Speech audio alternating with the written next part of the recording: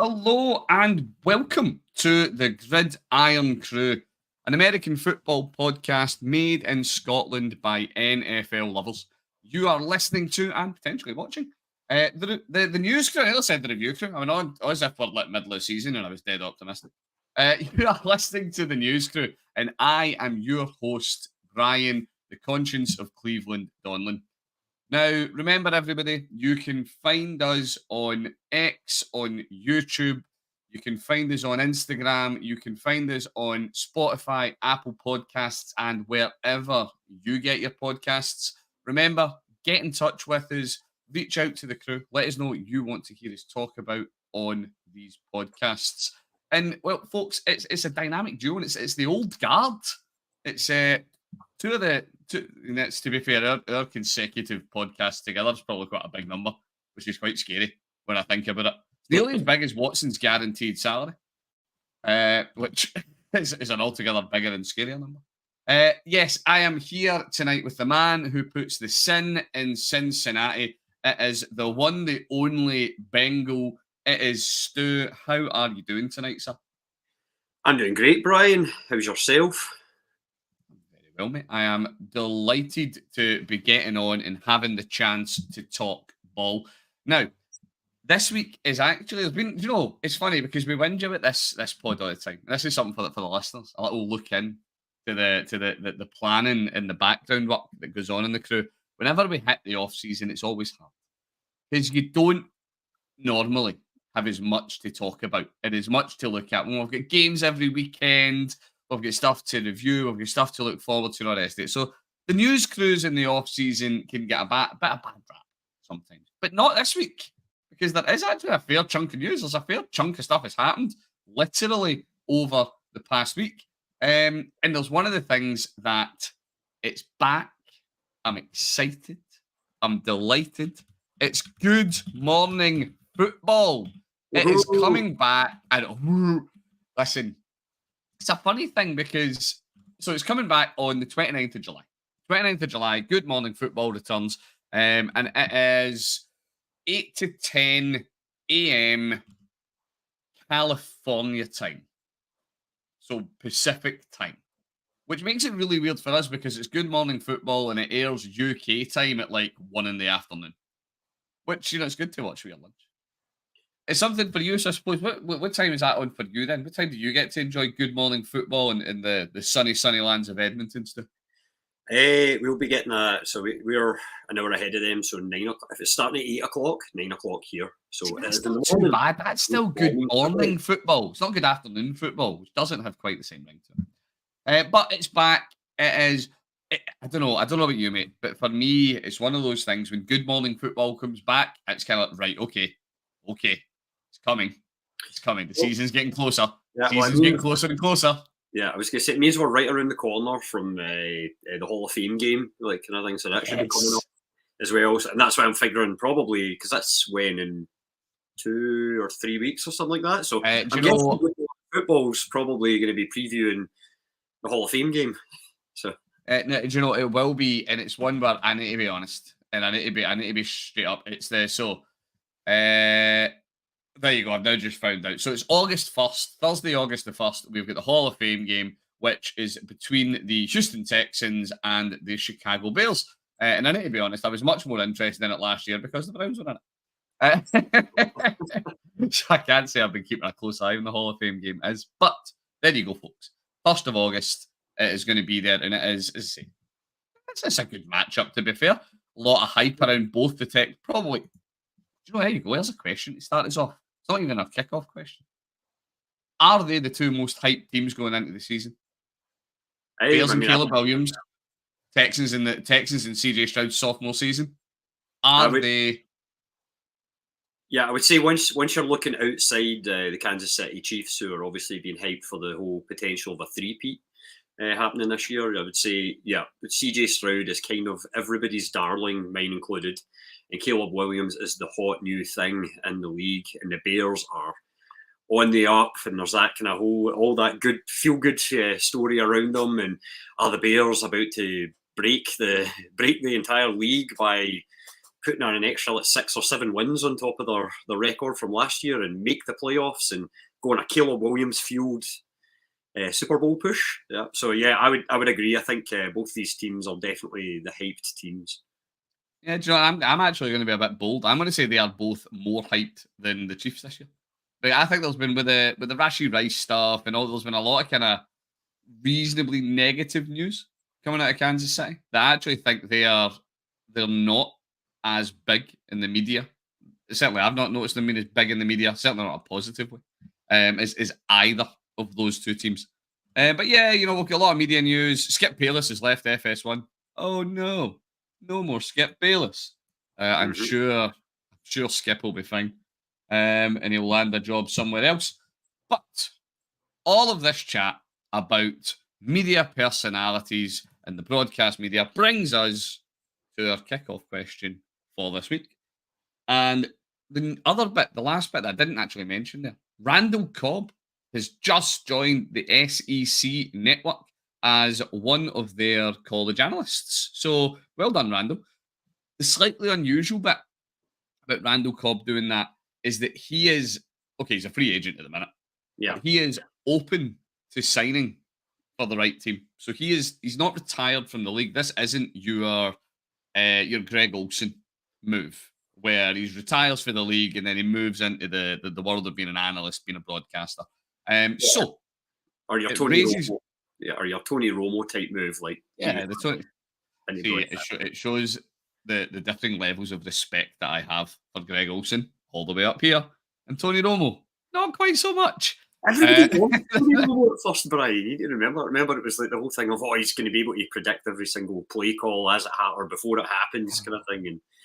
But eventually, I think he can rub some people the wrong way. Like, depends if he's for or against your team on any given day. Well, my like for Tony Romo seems to go up and down. I would have thought in your life. I would have thought, yes, this is as a broadcaster. Tony, we know you're a big fan of the show, and I'm not about to slate you personally. Good save. But I would have thought well, Tony Romo appears at my house as a bone to pick with me. I would have thought as a Bengals fan, you quite like Tony Romo because he is a big Joe Burrow fan. So whenever Burrow's playing, the Bengals get a lot of love. He's not as complimentary. Only if I'm not playing the Kansas City Chiefs, because then it's all bets are off. He's just in the Mahomes camp, and it doesn't matter what the Bengals are doing. But that's why it's up and down. those kind of 2-3 games a year. Those are the dips. Those are the significant dips. Yeah. But yeah. So with all of this movement that we're seeing in the media, Good Mother Football's back, Skip Bayless is gone, Randall Cobb is in, who is the one current player? So must be an active, rostered player in the NFL who you would like to see as a broadcaster. Now, for the audience, we were having a chat about this before we came on air, and we decided that we had to put some rules in place. Otherwise, this would be really dull. The rules are, there's only 2 of them, and they're very straightforward. Beyond the fact they've got to be rostered. Can't be a quarterback, because then we would both just pick quarterbacks, and that's really dull. And it cannot be a player whose name begins with a K and ends in Elsie. Because again, then what? Like somebody's picking Travis Kelce then, and because we've all seen him in New Heights. Well, I've heard him in New Heights. We've all seen his increased media personality with all the Taylor Swift stuff and all the rest of it. So we know he would be good at it. That's fine. Moving on to other players, who would you like to see as your analyst on one of the big broadcasters, Stu?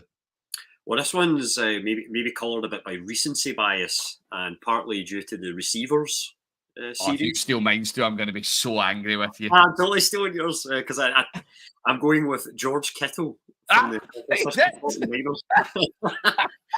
I knew I liked him already, kind of thing, even before I'd watched the receiver show. Like, I remember a few years ago when I found out he had a Master Chief tattoo from Halo. I was like, I'm a big fan of that series of video games. So I thought I'll read a bit more about this guy. He also seems to be quite into Star Wars as well. And that's another one of my loves, like outside of football and music and all that other stuff. So yeah, and he's just if you've not watched Receivers yet, I won't give you any spoilers about him or anything like that. But George Kittle comes across so well, and he's clearly hilarious. And I think he just would be an excellent choice to once he hangs them up. I think he could step into broadcasting if that's what he wanted. You know, you have genuinely stole a mind. This, I say, we do talk about these things before we go on here, folks, but we try not to talk about who our choices are for these things, so that you guys get that delightful raw bit of me screaming at a microphone, which is of course fantastic podcast listening. But yeah, one of the big, tell you the two things for me that made me pick Kittle. I'm going to put all your points I agree with. He's hilarious. Yeah. Nothing else. You've not watched Receivers yet. Get yourself onto Netflix. Get it watched. I'm on episode. I've just finished episode 4. Fantastic series. And Kittle really comes out of it. You see the humor to him and his love of the game. He loves football. He's like a big Wayne. But I tell you some of the other bits that just give you the eye into his football IQ is really, really high. And we've talked about this in the pod before. Tight end, in terms of offensive skill positions, is the hardest one to play, and I will tolerate no arguing over this point. You need to do so many varied things. You need to be able to read so much of what's going through your quarterback's mind. It's really hard. He shows like the amount of times that he's coming up to Purdy after a play that didn't go that well, and he's bringing him on, he's comforting him, he's consoling him, but I don't know. There's more to it than that. He comes across as a real leader in the Niners offense, and you really get that out of him. So yeah, I think you would get a lot of funny out of him. I also think you would get a lot of really, really, really, really clever insight out of him if he was an analyst. I value that from analysts. Right, okay, I'm now thinking on my feet because Stu has stolen mine. I should go with somebody like Nick Chubb, just because he would say nothing and he'd sit there entire 3-hour broadcasts and say I'm Batman, and that would be it. But yeah, no, I think for mine, Job, I'm going to go with a Brown. I'm going to go with a Homer pick because it was my second choice that I had lined up. Wyatt Teller. I think Teller would be interesting choice. Yeah, I think he's one of the ones. He's done a lot. Well, he's done lots of kind of Browns media stuff. And again, he's just one of these guys that he comes across really, really well. He obviously loves the game, as they all do. All of these players. But he's just got that kind of old head where he's been around the block a few times. I'm now trying to think how old Wyatt Teller is. Old. I say that as if he's going to be like 55,000 years old, 29. So NFL players, he's in the league for a few years now. He's a veteran. He's been around the block a few times. He really shows that, and you get a lot of that out of him. So, yeah, that would be my shout. I think it's my backup shout, but it's Wyatt Teller that I would go for. No, it's a good shout. I mean, a Homer pick, but like a good Homer pick as well. So, I can get behind that. I thought, you put the quarterback rule in. So, originally I thought Brian's just going to choose Baker because he's got all the commercial success and his interviews or something's quite... hey. So I'm gonna be really rude, and I'll apologise because I'm gonna interrupt you. Have you seen Baker's the little bit of press that Baker did over the last week? That's everybody knows this is true, but hearing him come out and say it. So it's going back to his final season with the Browns when he was banged up, he was injured, his shoulder was on like 17,000 different pieces. But he played through it all. The standard of play wasn't great. There was a whole load of things went wrong with the Browns that year. But he had a bit when he came out and he said, yeah, no, do you know what? I need to hold my hands up. Hindsight, 2020, I shouldn't have played. But me being really stubborn, I let the team down, I let myself down, all the rest of it. So I'm saying there's growth. Personal growth. But right, on you go, so for the sake of 2 seconds, if I removed the quarterback ban, who would your choice have been? Because you did have one straight away. Oh no, that was a joke in the group chat. Don't back down.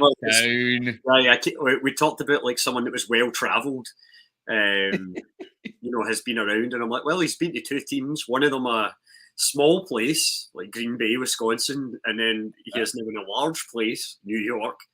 He's got that kind of chalk and cheese head kind of thing going on, and he's also travelled a lot to go to various camps and where he's tried many substances. So Aaron Rodgers was my other choice, but no, honestly, George Kittle was my guy the entire time. I was like, he's the one I was picking all along. Well, I agree, obviously, as it was my choice as well. But I will say, you need to remember, Aaron Rodgers has got TV form. He hosted Jeopardy. Just imagine him doing an entire broadcast like a Jeopardy host every time there's a touchdown passed. What is worth 6 points? That's right, it's a touchdown, Jim. That would have been a thing. Right, okay. We are going to move on. We are going to start talking about what is one of the biggest pieces of news coming out of the league this week. And I'm also going to say hi to John Bradley. Thank you very much for tuning in, mate. It's great to see you. If you've got anything that you want to raise, chuck it into the comments, and we will make sure that we catch up. So, biggest bit of news of the week. It finally happened. I was having great fun in our group chat teasing our resident Bears fan, Grant, about how Caleb was going to hold out. But Caleb has not held out. This week, imagine he did. Oh yeah, like first year in the league, like, I'm holding out, guys. You don't even have a contract. Like, you need to sign it so you get some money. Yeah. What do you have? I have exactly one bag of Lay's. So I'm holding out until you give me more. But he did. He has signed a 4-year, $39.49 million a year contract. It is fully guaranteed. This makes him, and I would like a nod from you, Stu, as I went and checked my stats, damn it. This makes him QB 14 as it stands currently in total contract value. Total contract value, he is the 14th best paid quarterback in the league. And this year, he is QB 18 in terms of earnings this year. That's 13% of the cap. Now, we talk about this a lot. What is your quarterback worth? 13% of the cap's not as much as some others. I am a Browns fan. I do not get to shout at teams for fully guaranteeing contracts. He's never thrown an NFL pass. He's never stepped on to an NFL field. What is your read of this, Stu? Because mine is not complimentary. I mean, my kind of view of it, like, it's the surprising part for me was the fully guaranteed. Like, I mean, the amount of money that he's been scheduled to get paid, fair enough. I get it. As we see with the quarterbacks, whether it's for the guys coming out their rookie contracts or the veterans, the cap's going up every single year. So that kind of factors into it. So you just see that progression and money going up and up and up. So Caleb Williams coming in and being the number 1 pick this year in the draft, it was always going to be the highest paid rookie quarterback. Like, that was written. Like, you could have said that before the Bears had even put the pick in. That's the way this was heading. The bit that I'm surprised with is he is fully guaranteed. So if something goes wrong in the development or injury wise or whatever else, the Bears, they are on the hook for all that money, as you well know, with your own fully guaranteed quarterback. Yes. Yes, it's not the same kind of money as Deshaun, but it's still a sizable portion of the cap this year. The Bears, of course, are in that situation though, where they've shed so much money in the last few years. They are able to kind of absorb some of that. It's Odunze, because he signed his contract as well. Is his fully guaranteed too? Did I read that correctly? No, his was not fully guaranteed. I will grab his contract now. His was, so Odunze has got 4-year contract worth 22.7 million, 13.3 million signing bonus. Oh, and I need to climb down. He is fully guaranteed as well. Fully guaranteed.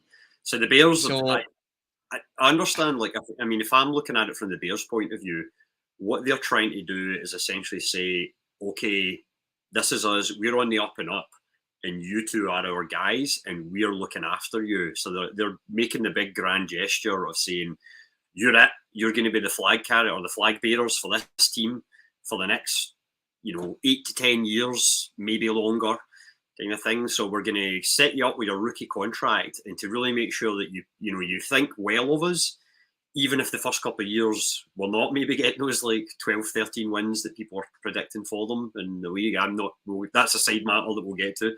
But they're basically saying, we value you so much and we're going to look after you, and let's just build this relationship right from the start. Is this a case where what they are trying to do is, oh, do you know, actually, I need to correct myself. Caleb's, his contract is 39.4 million total, not Yeah. penny. That would be insane. So yes, apologies, I misspoke earlier. But is this a case where what are the Bears trying to be the Bengals? Are they looking at Caleb and Dunze and going, "You are our Joe Burrow and Chase"? That's exactly what they're doing. Is that it? You are our combo? Here is some. What in the grand scheme of things? A 13% of the cap number that doesn't make sense, but that's fine. Here's some money that, in terms of the whole cap, isn't the earth. In terms of a rookie deal, it's massive. Caleb's is one bit with Caleb's is he's got a cool $25.5 million signing bonus as well, which is no bad. Yeah. But I don't know. Maybe am I just an old cynic? Am I just an old naysayer? Yeah, just You know what? You might be, Brian, because I mean, looking at it, Adunzi is 100% looks like an absolute talent, and we've seen in the last few years wide receivers who have been picked high have come into the league.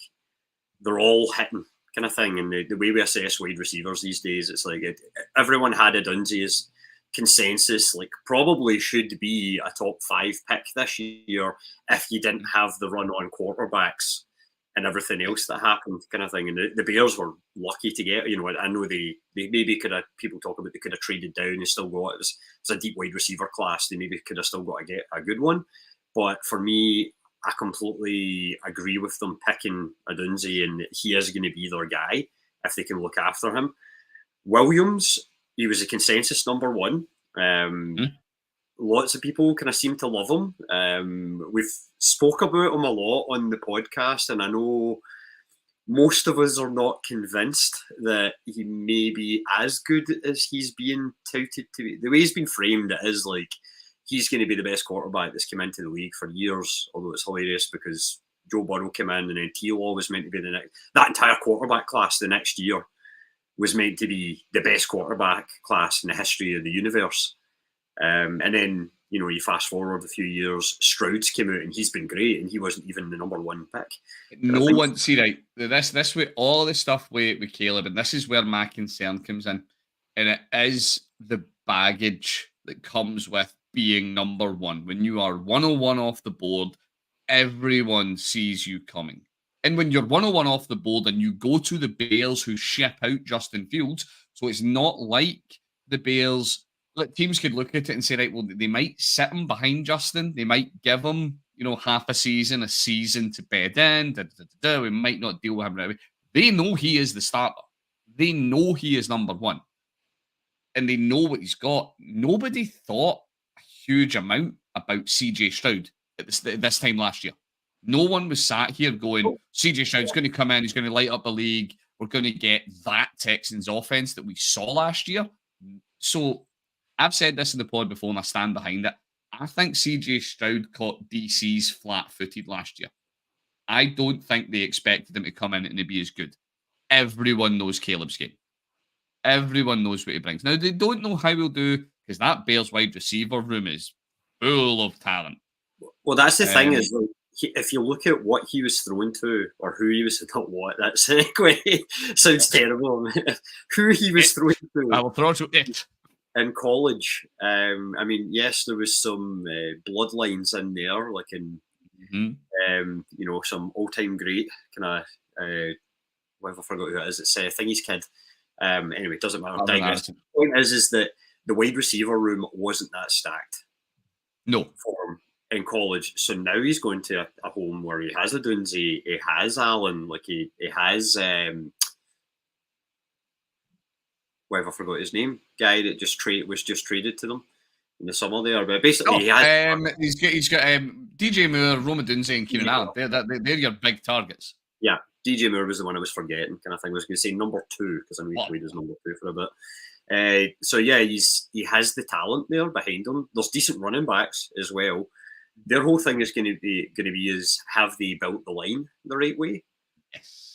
And to me, for Caleb Williams, I kind of look at it and go, it is a bit of a step up from what he was playing with in college. Where the questions lie, and this is what we've talked about before in the past, is whenever he played against a top end team or like a top defence, he didn't show up. But how much of that was the O-line or maybe just that lack of elite receiving talent that he was playing with, kind of thing, like compared to other schools. So, you know, he struggled in those bigger moments. So that's something we'll see if he can grow into in the league. He's one. Yeah, I agree. It is my concerns with Caleb. It's the when he needs it's being able to go off script at the right moments. That's where my concern is. Caleb through college went off script, and whenever he came unstuck, it's because he tried to go too off script. He tried to get too clever. He tried to get too cute, and bad things happened. And he took a reasonably high number of sacks. I don't have his college stats in front of me, but he got hit a lot. The NFL, the lines are faster. They're going to hit harder.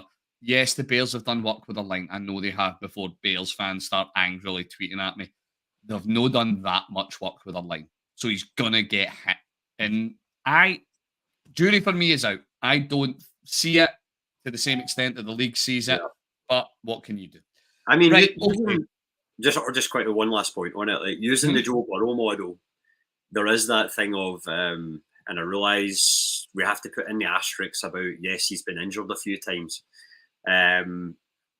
But the Bengals went that route that the Bears are maybe going, where we improved the line a little bit in the first couple of years and we still made a Super Bowl. So the Bears are definitely trying to follow that same Cincinnati model of getting an elite quarterback, getting an elite receiver, throw them in there, and also other great elite. And if anything, like I think their receiver room is better than the room that the Bengals had until we had Chase, or at least his first room. Would you? Well, so hang on then. Boyd, and Chase, obviously. Right. Do you know? Okay. Final point on this. I'm going to move on because we're not done talking about wide receivers. Would you rather, and try and take your Bengals hat off? Yeah. For this one. You look at the two wide receiver rooms because everybody's talking about the Bears wide receiver room. I just mentioned it, how stacked it is. You have got DJ Moore, Rome Odunze, and Keenan Allen. DJ Moore perennially puts up 1,000 yards, and he has had some potatoes throwing to him. Keenan Allen is an absolute legend of the league, and Rome Odunze is one of, if not the hot young talent. If you take Marvin Harrison Jr. out, he is one of the top talents at wide receiver coming out of this class. You then look across to Cincinnati, and you've got Chase, you've got Higgins, and then who's your wide receiver 3 these days now? That's an open battle. Currently, is the way I would describe it. I don't think anybody would argue that of all of those wide receivers, those 5, if we call it that, Chase is the best. Chase is the clear-cut wide receiver, one of that crowd of 5. But cumulatively, which room would you prefer to have? I mean, to be honest, I think I'm probably going to choose the Bears. But just partly because, like even if we look at Keenan Allen, like he was, how many games? So I was just quickly pulling up his stats from last year. So the guy still put up 1,243 yards, and he was averaging 11.5 yards per reception in 2023. The year before, he was 11.4 kind of thing, and he only had 4 that was the year he was injured kind of thing, but he still put up close to 800 yards. The guy is like quite consistently around about 1,200 yards. So even last year, in what was a less than good year for the Chargers and Justin Herbert, Keenan Allen still put up numbers kind of thing. So to me, I know he's older, but I'm saying like he's still on the he's still up there as one of the best in the league. So you have him, DJ Moore, who, like you said, is a model of consistency and what was for years one of my favourite kind of mid-round selections. The ultimate fantasy wide receiver.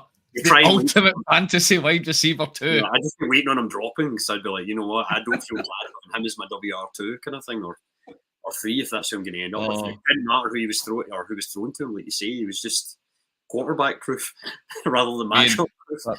It'll be not a shock to anybody listening. Me and Stu play in a lot of fantasy leagues together, and we snipe each other in drafts All the time. consistently. It's causes so many fights. Right, but okay, so there we go. There's a lot to be seen. Good on Caleb getting a bag at the end of the day. Same for Adunsey. But I'm not sold, and we'll wait and see. But we're going from one. We're moving on, Stu. I was going to say we're maybe like 2 weeks away for the Hall of Fame game, and like maybe he'll get. I don't know if they'll play the starters in it at all because usually they don't. But maybe Caleb Williams will get to throw a ball or two. And we'll get a wee sneak peek.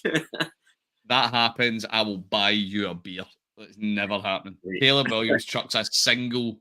You know what? There you go. Everybody can listen to this. If Caleb Williams throws a single ball, plays a single offensive series in the Hall of Fame game, I need to somehow FedEx a beer to Canada. I'm not sure how that'll work.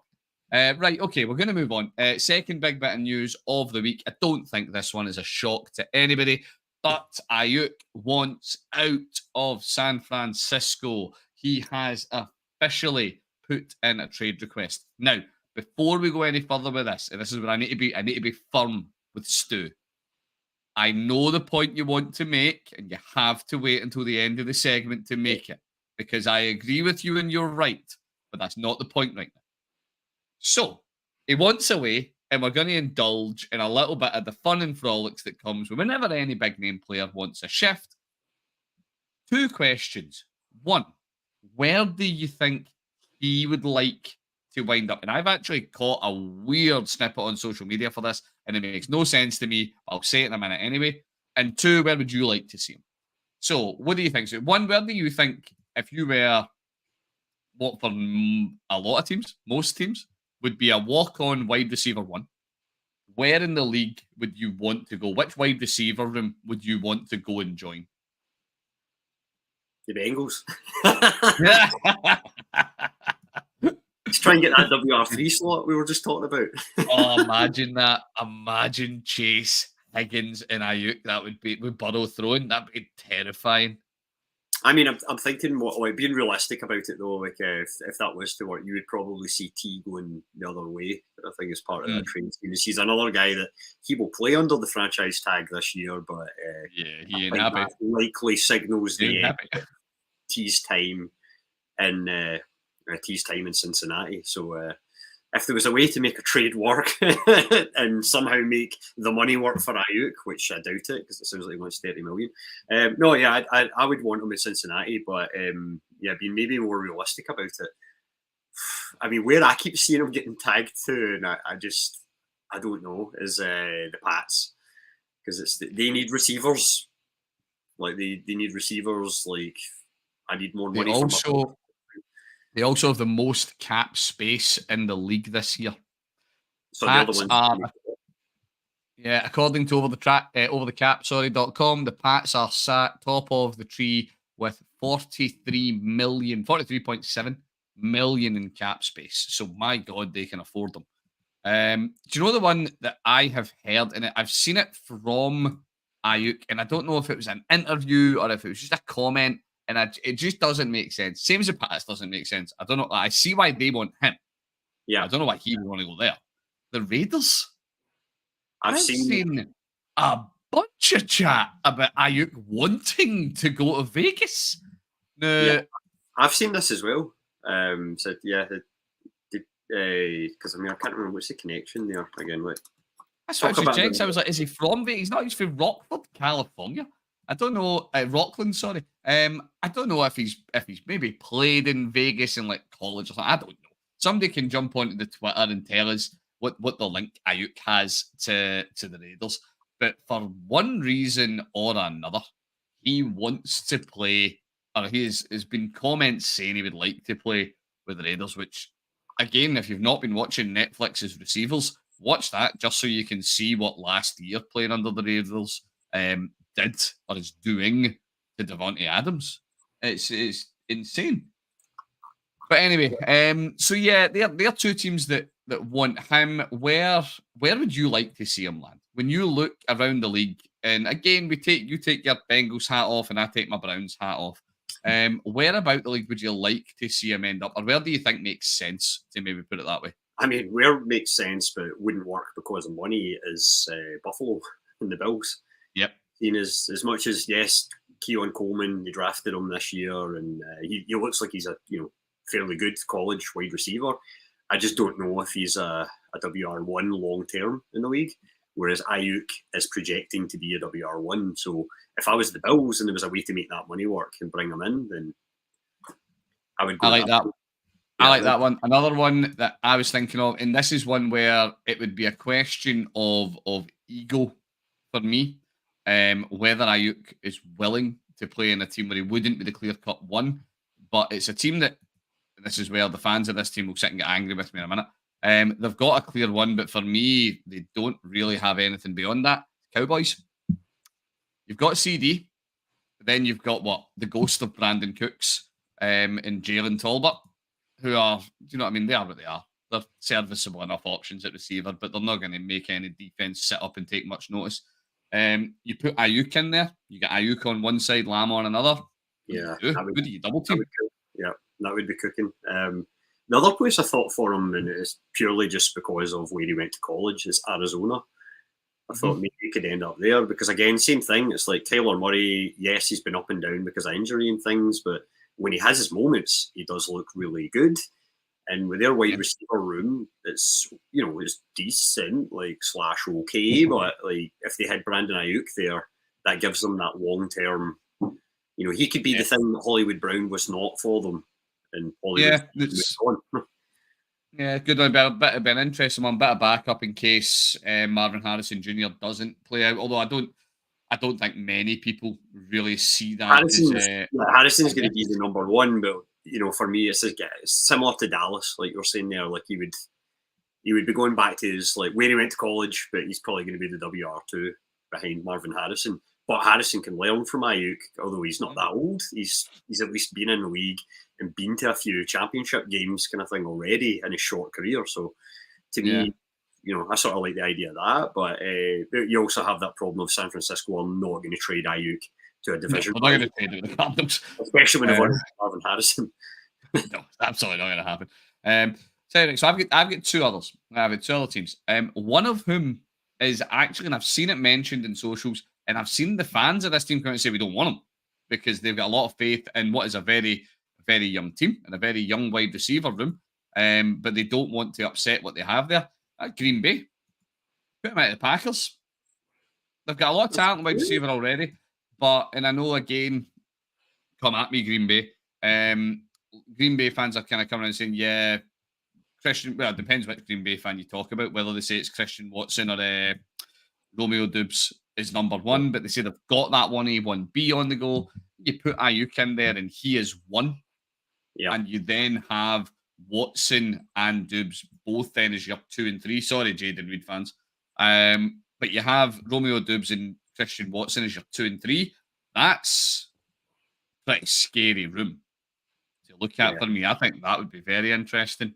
And that's a young room as well as the thing. Very. With Love at quarterback, that would be a good fit as well, or it would be a good landing spot if that was to happen. But we've spoken before. We've got a lot of love for Love. Do you know why? You know why we've got love for Love? Because Green Bay did the sensible quarterback development thing, and they had him sit behind a Hall of Famer for a few years and learn the game. And then, shock horror, he came in as a starter and he knew what he was doing. Yep. And in a year when everyone expected the Packers to be down at the bottom of the pile, we actually did. They weren't winning the Super Bowl last year or anything, but they took a big step on from the Aaron Rodgers years, and it was like, okay, you know what? Maybe they will be okay. Good. It was a good year. I enjoyed Green Bay last year. They weren't, there's a lot of kinks to be worn out of that team still, but I enjoyed watching them. Yep. Right. I've got a last one, and I really don't want to say this out loud. It's one of those ones. It's like, is this the one I've been pointing to? I just was like, I'm not going to say that. Do you remember the end? Do you remember the bit in not the end? The bit in Gladiator saying, Rome was a dream once. A dream that you could only whisper it. So if you said it too loud, it would crack. I worry that if I say this too loud, it will turn into reality, and I don't want it to be reality. Yeah, You're thinking of the same team that I'm thinking of. The Chiefs, who do not need help winning more Super Bowls.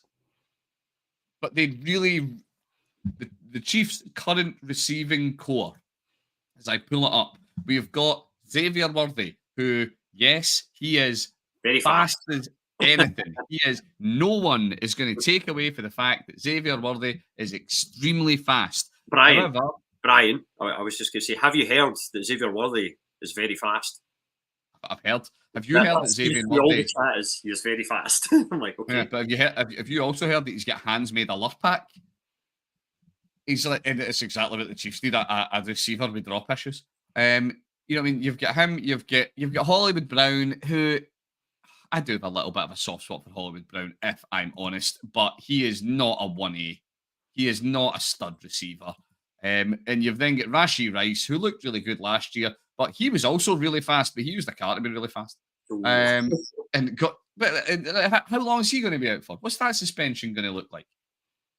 You put in somebody like Ayuk, and yeah, okay, yes, okay, Chiefs fans, before you come at me on Twitter as well, yes, I know that Travis Kelce is there as well, but Kelsey's getting slower, and Kelsey needs to be managed a lot more. You've seen it all year. Coach Reed, if I was wearing a hat, I would take it off and tip it, because he did a phenomenal job of managing Kelsey's workload, because funny enough, in the Super Bowl, he kind of needed him. And if you ran him all year, he would not have been there. Yeah. So you can't depend on him throughout the season. So, that's the one. And right, hang on, there's my last bit. It's over the cap, say about the Chiefs. Middle of the road. 15 million cap space this season. So literally smack in the middle of the league. So they don't have loads, but it's enough to make something work. I mean, they could move somebody out and make Ayuk happen.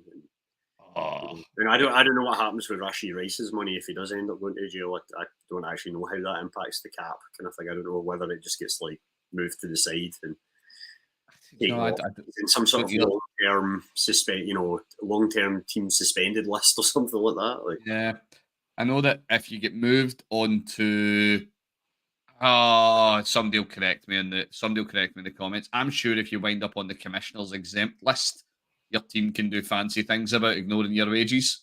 But I think realistically, it has to be written into your contract. And we're not talking this for obvious reasons, but for example, the only way the Browns get out of the Watson contract is if there is a fresh allegation made against them. Anything to do with his previous season or the rest of it, they're off the table. But if someone else came forward and said something untoward about Watson, the Browns are off the hook. But it's written into the contract. Anyway, okay, it'll be interesting. Stu, there is one point about this entire palaver that we are yet to acknowledge. And it's also one of the very first things you said to me on WhatsApp when this news broke. What is the one big thing about the entire Ayuk situation that we need to remember? San Francisco hold every single one of the cards plus another deck as well on the side. Like they have full control here. Ayuk, as much as he's saying, "Oh yeah, I want traded, I want out," San Francisco don't need to do a thing. And I mean, I guess he could just not report and not show up, but that seems highly unlikely at this point. Or maybe not highly unlikely at this point. Because I mean, even look at T, like, with T Higgins, he wasn't going to sign the franchise tag, and then eventually, when we all knew it was going to happen, because again, the Bengals were in the same position. They held all of the cards, and people came to us and said, "Hey, we'll trade for him." And we're just like, "Nah, not interested. It works for us cap wise to have him this year because Burrow's contract doesn't kick in fully until next year. We're all against the cap, and then we're going to be paying Chase at that time as well. So it's that kind of whole thing of, well, even for Chase, they'll extend him, but he'll play against the tag for 1 year, like the year after that. But with him, I understand they're probably going to have the long-term contract in place though, and it will just be a case of we're only giving you 25 or 26 or whatever it is the year after. So Ayuk is in that same boat this year. Like Niners don't need to move him, and why would they? Because they have, they kind of need him. And that, ladies and gentlemen, is exactly what's happened, because the Pats have already came in and asked, and the Niners told the Pats to sod off. So Ayuk can want. Do you know? that we won't even put bets on this because I know that we agree. If I was going to put money on this, I would be having money that Ayuk is in a San Francisco 49ers uniform week 1 and he stays there. Now, just the only place I could see him maybe moving, and this was just weird internet rumor I saw that I immediately went, I don't actually put any stock in this, and it's part of the Raider thing you were talking about earlier on, and it involved if there was an Ayuk move to the Raiders, the Niners would want Adams back as well as picks. So they would have Devontae Adams and Debo. And although Adams is older, Devontae Adams is still a great like one of the best we've seen in the league in the last decade. So he falls into that same kind of Keenan Allen category that we talked about earlier. What's that? Well, no, all I was going to say there is the thing that makes Devontae great, in my most humble of opinions, it's not like he's like Xavier Worthy, who's just really fast. Yeah. He is an absolute technician. Every single part of his route tree is incredible. The separation, he just knows how to not be where the coverage is. It's a wee bit like when you watch the Chiefs and you watch Travis Kelce just being open. You're like, you know he's getting the ball. Why is he open? But that's what makes them great. Yeah, that would be terrifying. The Avengers do not need to be Avengered more. Right, okay. We'll wait and see. It's going to be an interesting one. It'll evolve over the offseason. As I say, my money is on the fact that Ayuk stays a Niner, or a 49er. But we'll wait and see. Right, moving on to the next one. A couple of wee snippety bits of news. Signing time. We've had a couple of signings over the week. So one for Stu. And it's great because he doesn't know whether to be angry or sad. Because it's a kicker, but it's a brown kicker. Yeah, Dustin Hopkins got paid. So 3 years, 15.9 million. He is, and I don't know if you found this, Stu. We were trying to find it before we came live, but we couldn't quite see it. He is one of the highest paid kickers in the league now. Fifth highest. Thank you very much, Stu. It is not a shock to anybody listening. Me and Stu's in particular. Feelings about kickers are well established. The market sucks for kickers. Kickers just aren't paid as much as either of us feel they should be, given how critical they are. And we all talk about the pressure on the quarterback. The man alone behind the snap. Try being a kicker. You try being stood there when you're 2 behind in an absolute howling wind, and it's this 3 points, 49, 50 yards to send your team into the postseason. That's a pretty lonely place. I think they should be paid more. But hey, Hopkins is getting paid. He's fifth best paid in the position, which is great for him. We love to see it. Yeah, no, that's it. 5th top paid, and then he definitely bailed me out. And I never won any, but I kind of made a final in one and got to the semi-finals in another. I did have Hopkins in many of my fantasy leagues last year. After McPherson was kind of letting me down a bit again, so I'll just bash my Bengals kicker a little bit here. And I went, you know what, this Hopkins guy seems fairly reliable. And obviously the Browns have seen the same thing and listened to my advice and went, we should probably pay this guy. Pay kickers, people. Pay your kickers. Pay your kickers. Another one we've seen, the Broncos, and I am going to butcher this man's surname, and I've been kind of like trying to think it through in my head the entire pod, and I'm really not looking forward to this. But the Broncos in guard Quinn. Quinn's fine. We can do Quinn. Miners, my Einers. I'm very sorry, Quinn. I appreciate that I butchered this. But they've agreed a 4-year, $80 million extension as well. He's a former third-round pick, started 39 games in 3 years. Pay your O-line as well. Get them paid. Yeah, no, right. He's good player, and I'm surprised. I'd call him quite minors, is how I would say it, although that's probably wrong too. But he's also known as the Belly. I thought you would have just called him that. Oh, how did I miss that? That's the nickname. He's a decent guard, so I am behind him getting the money he got as well, and that's an important step for the Broncos as they attempt to rebuild and do something and get that horse riding again. Rebuild and do something. I think get the horse riding again. I think the Broncos need to just. Oh God, I don't even know. Start from scratch is the word. Move to a new city. Abandon Denver. Abandon it all. Started the most extreme of rebuilds. Just completely bin the franchise and start again somewhere. Go to Sacramento or something like that. Right. If Oakland came back, the Oakland Broncos, they can stay in the same division. Yeah, you're showing your ears. Right, okay, moving on. Our last point, our last talking point of the evening. Before I torture Stu with a statistic that he's no idea what's coming. Um, we've got a lot of kind of flag stuff kind of on the go at the minute. We know that in 2028, the Summer Olympics 2028, so not the Paris Olympics, the one following that, flag football is going to feature. So flag is growing in prominence all around the world, all around. The sport is getting bigger. It's fantastic. It's great. It's the gateway drug of American football. It's how you get in for that first wee taste. So we've also got the NFL Flag Championships is kicking off this weekend, which is amazing. Definitely something to be keeping your eyes open for the coverage of that, for what there's going to be. Yeah, support your local flag teams, people, is what we are saying.